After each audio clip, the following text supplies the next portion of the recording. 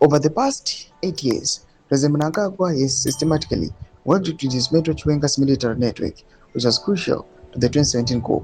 Senior officers loyal to Chiwenga have been retired or dispatched to distant embassies, effectively neutralizing their influence. Sanapenda mashi kubudani kwa pangwa inachoona kuti VP Constantino Chiwenga and his allies vari panguva yakaoma izi uye seeing kuti Uganda they are pushing kuti vakwanise kupasa their bill not va subscribe or like on the bill icon. Anotabira chiti furthermore, Mnangagwa has aligned members of Chiwenga's family while promoting his own relatives, a clear indication of his efforts to consolidate dynastic power.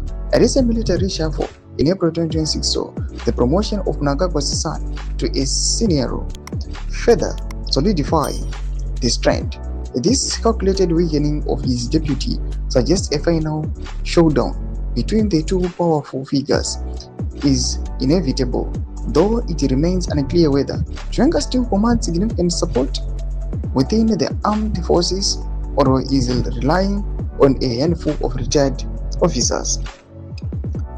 For now, Chiwenga has avoided direct confrontation, opting instead to deliver sermons in church using biblical parables, such as the story of King Hezekiah, who persuaded God to extend his life by 15 years, only to bring disaster upon Judah, as a veiled warning to the president.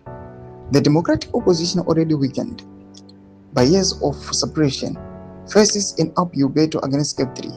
Veteran opposition leader Tendai Biti has been a vocal critic, describing the bill as a coup against the people and the constitution of Zimbabwe. He warned that it will push our country to the precipice of a violent implosion.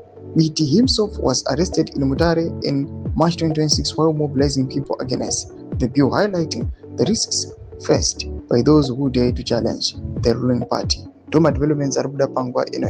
Pina comment section medu za fungira enyi mwaru kulipa msuru pechitiko ichi. Subscribe or like, on the bell icon.